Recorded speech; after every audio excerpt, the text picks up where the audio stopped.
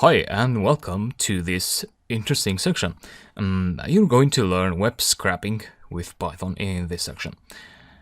In this lecture, I wanted to explain what web scraping means.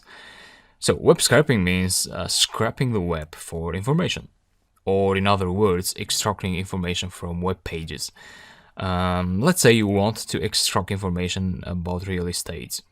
Maybe you want to know the price trend over time and place. And I don't think there exists some nice Excel files with well-structured data that you can go ahead and download and do data analysis on that right away. In reality, such data are spread over HTML web pages of real estate websites, in our example. So you're going to have to scrap them and put them in a structured form, in a well-structured format, such as Excel, an Excel file, CSV, pandas, data frames, or other tabular formats.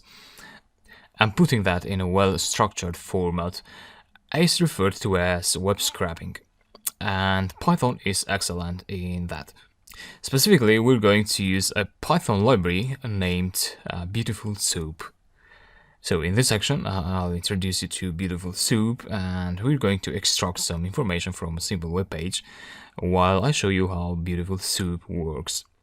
Then in the next section, so once we consume the lectures of this section, we'll go ahead and extract some real estate information, such as property addresses and property price, the area, and other features of properties. We're going to extract that information from a big real estate website. So yeah, that's about what web scraping is. Yeah, I'll talk to you in the next lecture.